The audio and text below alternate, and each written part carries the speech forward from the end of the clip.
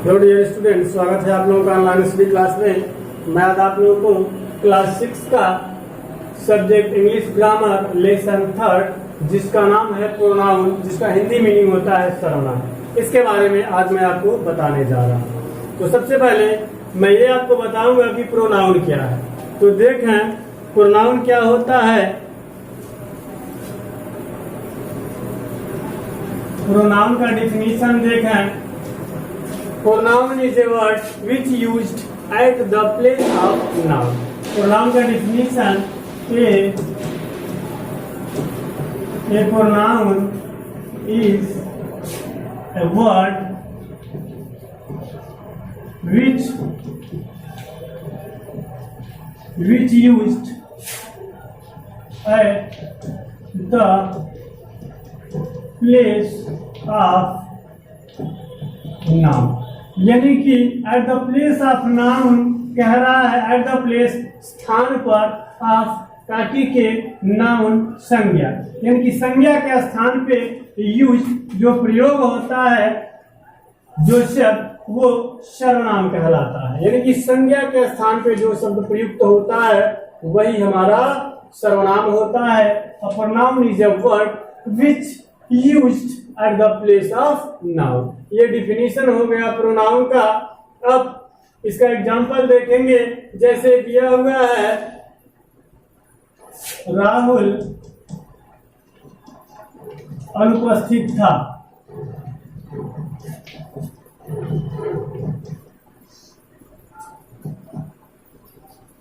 क्योंकि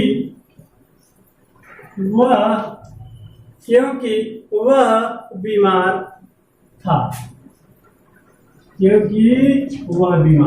ये वाक्य है। अब देखेंगे सर्वनाम क्या होता है। तो हमने आपको बताया है कि संज्ञा के स्थान पे जो शब्द प्रयुक्त किया जाता है वही सर्वनाम होता है। जैसे राहुल अनुपस्थित था क्योंकि वह बीमार था। कौन बीमार था? क्योंकि वह बीमार था। राहुल अनुपस्थित था क्योंकि वह बीमार था। तो कौन अनुपस्थित था? वह किसके लिए यूज किया गया है? कौन अनुपस्थित था? तो अनुपस्थित राहुल था और राहुल के स्थान पे हमने लिख दिया है वह। ऐसे भी हो सकता है कि राहुल अनुपस्थित था क्योंकि राहुल बीमार था, तो बार बार राहुल लिखना ये सही नहीं है, इसलिए हमने राहुल के स्थान पे लिख दिया है वह। तो ये हमारा प्रोनाउन हो गया। चूंकि राहुल हमारा नाउन है और इसके स्थान पे हमने लिख दिया है वह, तो वह हमारा प्रोनाउन हो गया। धन्यवाद। राहुल अनुपस्थित था। Rahul was option because he was sick या sick भी लिख सकते हैं, ill भी लिख सकते हैं, दोनों लिख सकते हैं। he was ill अथवा he was sick दोनों लिख सकते हैं। राहुल अनुपस्थित था क्योंकि वह बीमार था। तो ये हो गया प्रोनाउन। अब प्रोनाउन समझ में आ गया होगा आपको। अब देखते हैं प्रोनाउन कितने प्रकार के होते हैं। तो ये जानना है प्रोनाउन जो आपके किताब में दिया हुआ है वो 8 प्रकार का होता है, जिसमें पहला दिया हुआ है पर्सनल प्रोनाउन।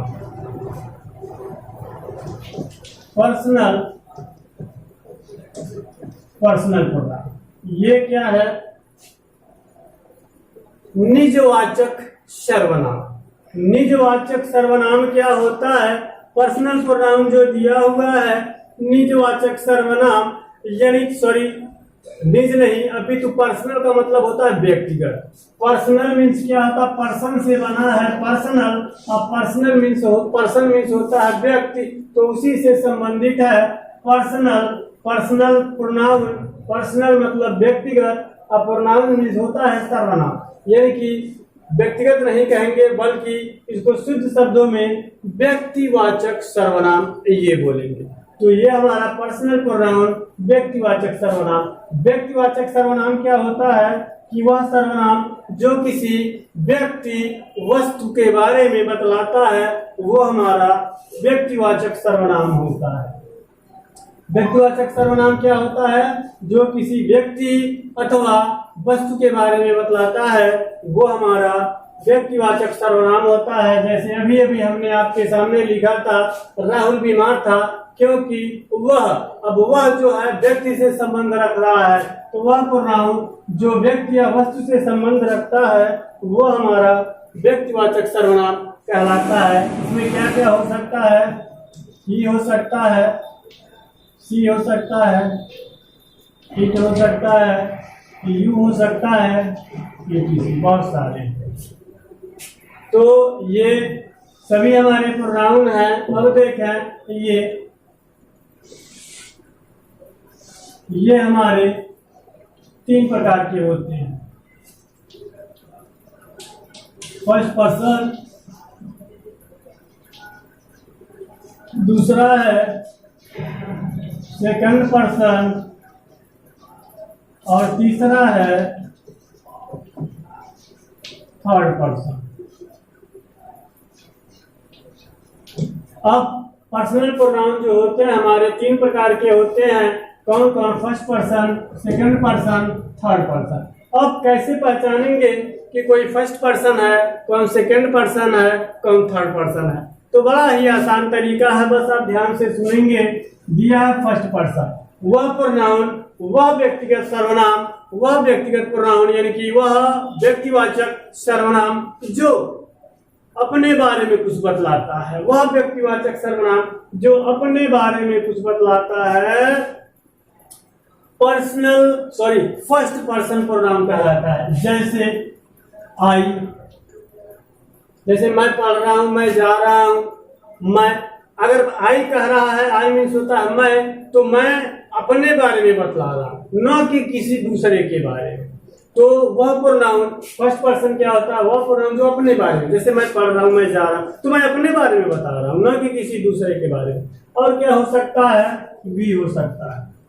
वी, हम लिख रहे हैं, हम पढ़ रहे हैं, हम जा रहे हैं, हम खेल रहे हैं, तो वी जो है ये भी अपने ही बारे में बता रहा है, ये भी किसी अन्य के बारे में नहीं बतला रहा है। तो ये 2 फर्स्ट पर्सन में होते हैं, फर्स्ट पर्सन आई और वी, ये वो प्रोनाउन है जो अपने बारे में कुछ बतलाते हैं। सेकंड प्रोनाउन क्या होता है सेकंड पर्सन का? तो सेकंड पर्सन प्रोनाउन वो होता है जो जिससे हम अपनी बात को कहते हैं, जिससे हम अपनी बात को कहते हैं, वो सेकंड पर्सन का प्रोनाउन कहलाता है। जैसे यू, मतलब हम जिससे कहते हैं, जैसे तुमसे या आपसे, हमने आपसे अपनी बात कहा, तो जाहिर सी बात है जो वक्ता होता है, जो कहने वाला होता है, जिससे अपनी बात को कहता है, तो वो हमारा सेकंड पर्सन का प्रोनाउन होता है। और सेकंड पर्सन प्रोनाउन में सिर्फ यू आता है, क्योंकि मैंने आपसे अपनी बात कहा या मैंने तुमसे कहा, तो वहां पे यू, तुम का मतलब या आपका मतलब यू होता है, तो सेकंड पर्सन में यू। थर्ड पर्सन क्या होता है? तो ये ध्यान रखें कि फर्स्ट पर्सन और थर्ड पर्सन यानी कि मैं और आप अपने बारे में नहीं, बल्कि किसी थर्ड पार्टी के बारे में, किसी अन्य के बारे में अगर बात करते हैं, तो वो थर्ड पर्सन का प्रोनाउन कहलाता है। जैसे ही, सी, इट, दे। अब जैसे हम और आप हैं, बात कर रहे हैं किसी दूसरे लड़के के बारे में, तो वहां पे ही किसी दूसरे लड़की या महिला के बारे में, सी किसी निर्जीव चीज के बारे में, जैसे इसके बारे में, इनकी चौक के बारे में या फैन के बारे में। तो ये हो गया इट। और दे क्या है? प्लूरल नंबर, जैसे बच्चे हैं, प्लूरल नंबर में कोई व्यक्ति है तो उसको दे से हम संबोधित करते हैं, तो उसके लिए हम जैसे वे खेल रहे हैं, वे पढ़ रहे हैं, तो उसके लिए दे लिखेंगे। तो ये सब हमारे थर्ड पर्सन के प्रोनाउन होते हैं। तो ये पर्सनल प्रोनाउन 3 प्रकार का, first person, second person, third person. और फर्स्ट पर्सन में क्या क्या होता है, किसे कहते हैं, ये भी बताया गया। सेकंड पर्सन क्या है, किसे कहते हैं, थर्ड पर्सन क्या है, किसे कहते हैं, ये बताया गया है। अब देखें दूसरा नंबर पे आता है आपका रिफ्लेक्सिव प्रोनाउन। रिफ्लेक्सिव प्रोनाउन क्या होता है, इसको देखेंगे आप लोग, जिसका हिंदी मीनिंग होता है निजवाचक सर्वनाम। दूसरा क्या है? निजवाचक। रिफ्लेक्सिव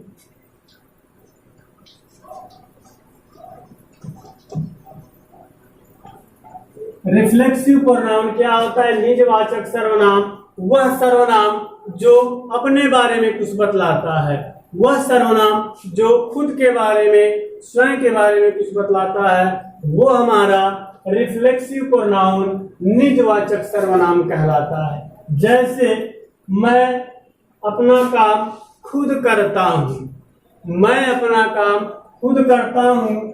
जैसे आई, मैं अपना कार्य खुद या स्वयं करता हूँ।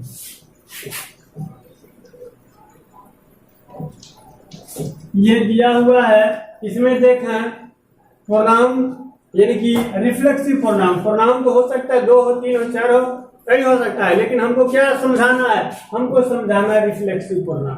देखें इसका अनुवाद हो जाएगा आई, उसके बाद करता हूँ, आई डू, मैं करता हूँ क्या? अपना कार्य, आई डू माई वर्क, मैं अपना कार्य करता हूँ। स्वयं दिया है तो माई सेल्फ। यही हमारा रिफ्लेक्सिव प्रोनाउन है, यानी कि जो खुद के बारे में बतलाता है वही हमारा रिफ्लेक्सिव प्रोनाउन होता है। और ये खुद के बारे में बतला रहा है, ये भी प्रोनाउन है, लेकिन ये हमारा पर्सनल प्रोनाउन है, ये पर्सनल प्रोनाउन है। और ये भी प्रोनाउन है, ये हमारा रिफ्लेक्सिव प्रोनाउन है। कौन सा प्रोनाउन है? रिफ्लेक्सिव प्रोनाउन है। यही प्रोनाउन समझाना है। दूसरे शब्दों में ये जान लें कि रिफ्लेक्सिव प्रोनाउन क्या होता है। तो ये देखें, जो हिम है यानी कि पर्सनल प्रोनाउन में सेल्फ लगाने से वो बनता है।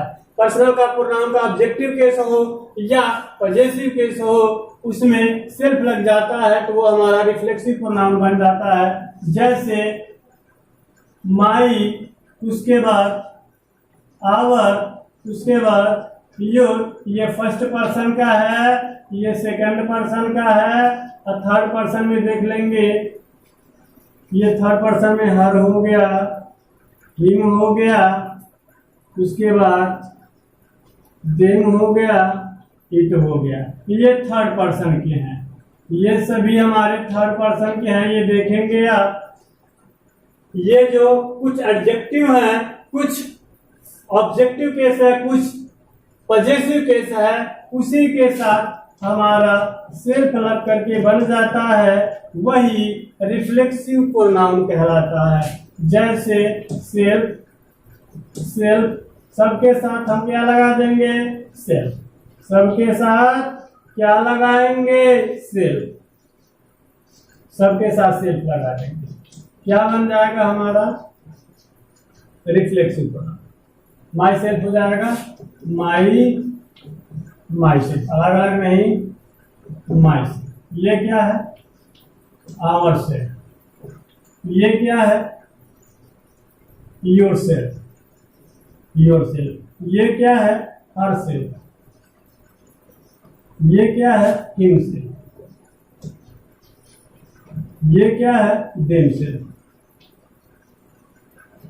ये क्या है? It self.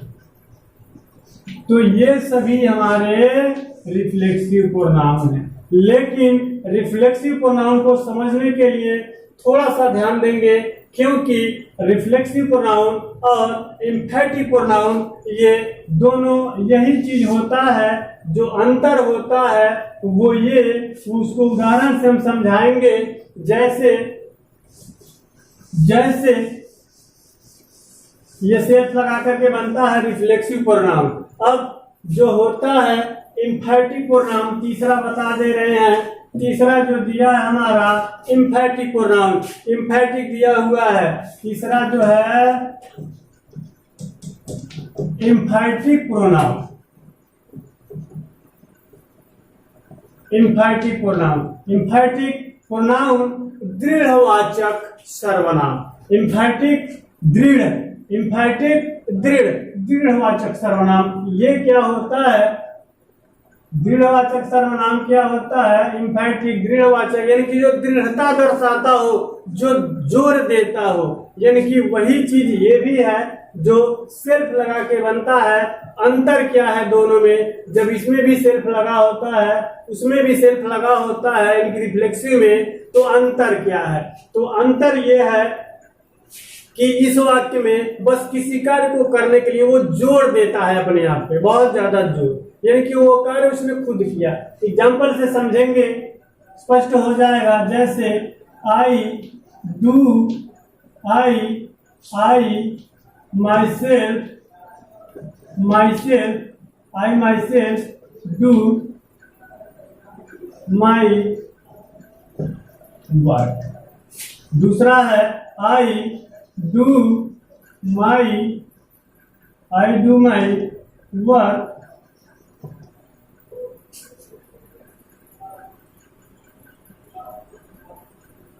my work myself।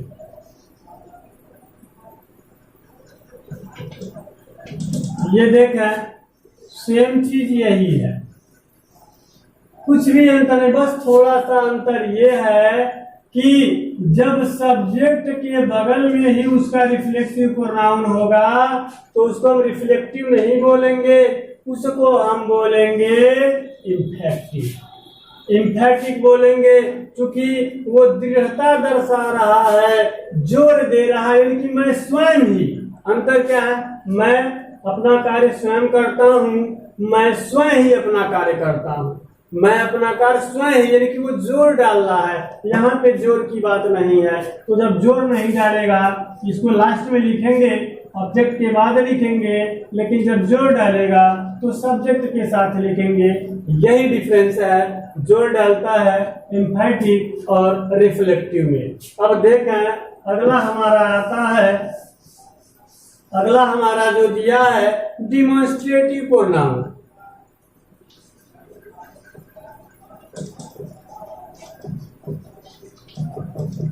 Demonstrative pronoun, demonstrative संकेतवाचक, संकेतवाचक सर्वनाम। ये क्या होता है? संकेतवाचक, जैसा कि नाम से ही क्लियर है, संकेत देता है। जैसे यह, वह, यह हमारा संकेत दे रहा है। संकेतवाचक जैसे this is a pen, that is a table. ये दो एग्जाम्पल हमने लिखा हुआ है, तो यहाँ पर ये हमारा this, that, this, those pronoun तो है, लेकिन कौन सा प्रोनाउन है? डिमॉन्स्ट्रेटिव प्रोनाउन है। कौन सा प्रोनाउन है? डिमॉन्स्ट्रेटिव, यानी कि संकेतवाचक सर्वनाम है। तो किसी भी वाक्य में अगर दिस, दैट ये दिया हो तो वो हमारा डिमॉन्स्ट्रेटिव प्रोनाउन होता है। हाँ, ये याद रखेंगे, अगर यही वाक्य ऐसे हो तो क्या होगा वहां पर? जैसे this pen is mine, this pen is mine. अब यहाँ पे ये जो दिस दिया हुआ है, ये हमारा प्रोनाउन नहीं है, ये हमारा एडजेक्टिव है। ये हमारा क्या है? एडजेक्टिव है। यहाँ पे एडजेक्टिव है और ये क्या है? प्रोनाउन है। कौन सा प्रोनाउन है? Demonstrative pronoun. तो इसमें अंतर समझ लेंगे। ये डिमॉन्स्ट्रेटिव हो गया। कौन सा हो गया? डिमॉन्स्ट्रेटिव। अगला दिया हुआ है आपका डिस्ट्रीब्यूटिव प्रोनाउन। अगला दिया है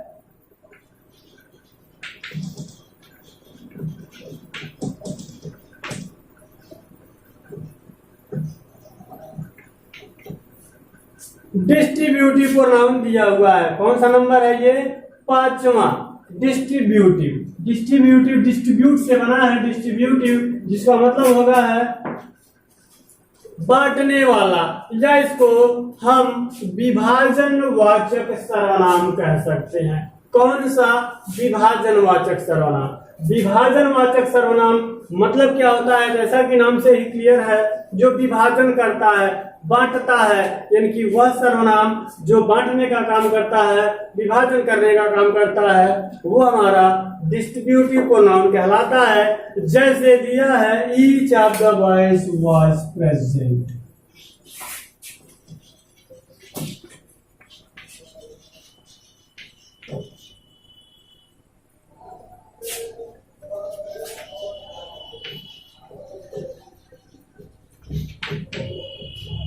यहां पर देख लेंगे ईच दिया हुआ है, प्रत्येक बांटने का काम करता है। कौन? ऑफ द बॉयज, लड़कों में, लड़कों में से प्रत्येक ने, या लड़कों में से प्रत्येक वाज था प्रेजेंट, उपस्थित, लड़कों में से प्रत्येक उपस्थित। ये ईच जो है ये डिस्ट्रीब्यूट करने का काम कर रहा है, विभाजन करने का काम कर रहा है, बांटने का काम कर रहा है, तो ये हमारा हो जाएगा प्रोनाउन है। अब ये कौन सा प्रोनाउन है? तो ये हो जाएगा डिस्ट्रीब्यूटिव प्रोनाउन। ये वाक्य अगर ऐसे हो जैसे ईच बॉयज वर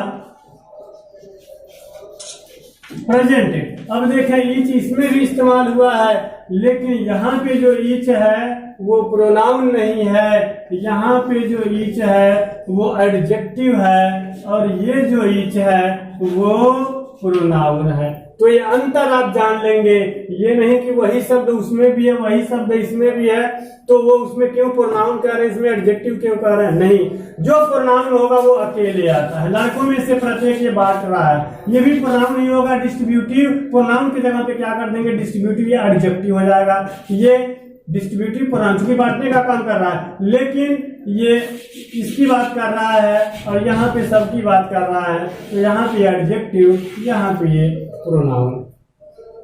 ये था पांचवा डिस्ट्रीब्यूटिव प्रोनाउन। अब छठवां देखेंगे क्या दिया हुआ है। छठवां दिया है आपके सिलेबस में इंट्रोगेटिव प्रोनाउन। कौन सा प्रोनाउन?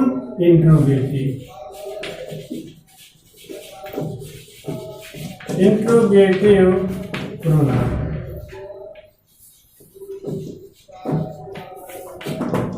प्रश्नवाचक सर्वनाम। प्रश्नवाचक सर्वनाम, ये इंट्रोगेटिव नाम से ही क्लियर है। प्रश्नवाचक सर्वनाम कौन सा सर्वनाम? प्रश्नवाचक सर्वनाम। प्रश्नवाचक शब्द रहेगा तो वो हमारा इंट्रोगेटिव प्रोनाउन कहलाएगा। फॉर एग्जाम्पल देखते हैं,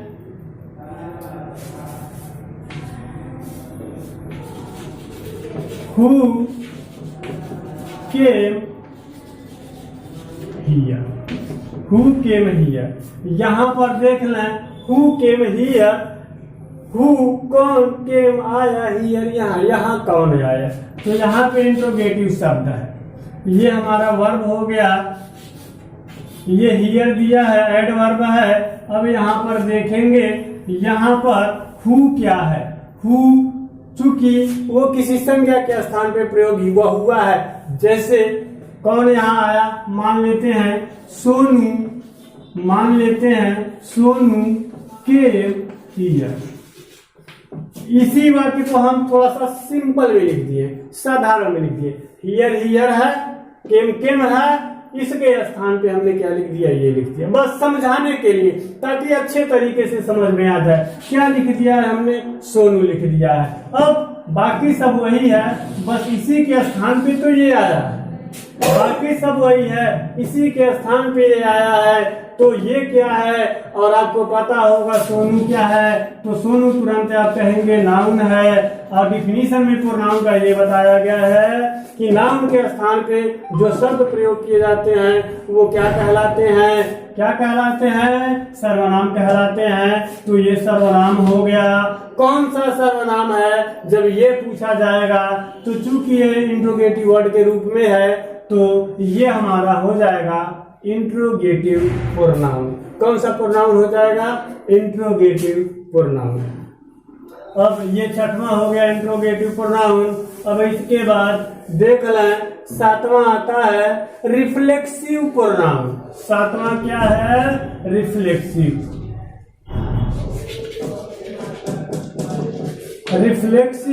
रिफ्लेक्सिव नहीं बल्कि रिफ्लेक्सिव तो बता दिया गया है, रिफ्लेक्सिव तो बता दिया गया है, दूसरे नंबर पे ही बताए हैं। रिफ्लेक्सिव मतलब होता है निजवाचक, यहाँ पर रिफ्लेक्सिव नहीं अपितु रिलेटिव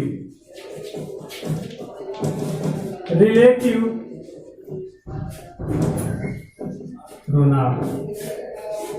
रिलेटिव जैसा कि रिलेटिव मतलब वो रिलेशन से बना है। रिलेटिव रिलेशन मीन्स क्या होता है? संबंध या संबंधी, यहाँ पे उसी से बना है रिलेटिव। संबंधवाचक सर्वनाम।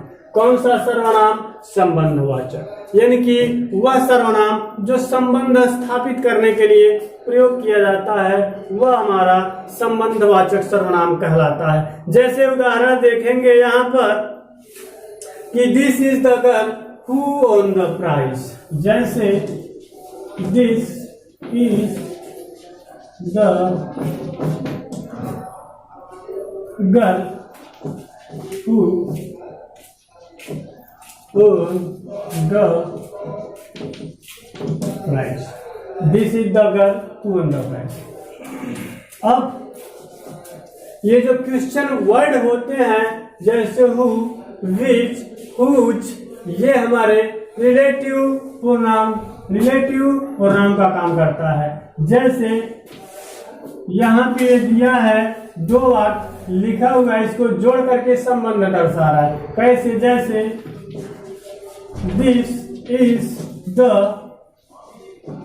गर्ल, एक वाक्य ये हो गया, और the girl for the prize, ये वाक्य, एक वाक्य ये हो गया, एक वाक्य। अब देखें हमने इसको दो वाक्य में न लिख करके एक ही वाक्य में लिख दिया है, जैसा कि इसी को हमने ऐसे कन्वर्ट कर दिया। अब क्या हुआ? यहाँ पे द गर्ल है, यहाँ पे द गर्ल है, तो वही चीज लिखा है दिस इज, उसके बाद इसको भी छोड़ते हैं ओन द प्राइज, यानी कि ये द गर्ल दो है, और इसी के स्थान पे एक द गर्ल हमने लिख दिया है। अब इस द गर्ल के स्थान पे हमने लिख दिया है हु, लिख दिया है, क्वेश्चन वर्ड लिख रहा है। दोनों वाक्यों को जोड़ करके संबंध, इसका संबंध इस गर्ल से है, हु का संबंध इस गर्ल से है। हु किसके स्थान पे यूज किया गया है? द गर्ल के स्थान पे यूज किया गया है। तो ये हमारा हो जाता है रिलेटिव प्रोनाउन, संबंध दर्शा रहा। तो ये कौन सा प्रोनाउन हो गया? इंट्रोगेटिव नहीं कहेंगे, क्योंकि इंट्रोगेटिव रहेगा तो इंट्रोगेटिव सेंटेंस की तरह होता है, लेकिन ये इंट्रोगेटिव सेंटेंस नहीं, संबंध दर्शा रहा है, लड़की का संबंध बता रहा है। तो ये हमारा हो जाएगा रिलेटिव प्रोनाउन। अब चलते हैं आठवां, जो कि आखिरी है, उसका नाम है इंडिफिनिट प्रोनाउन। आठवां है इंडिफिनिट।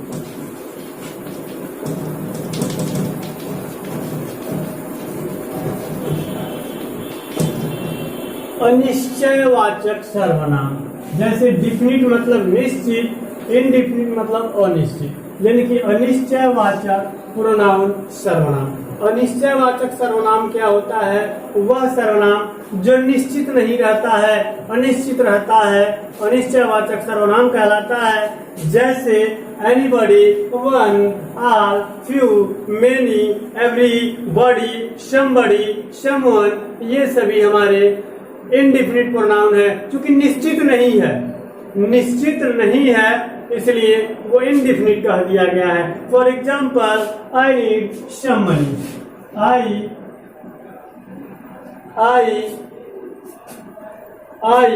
देखें समवन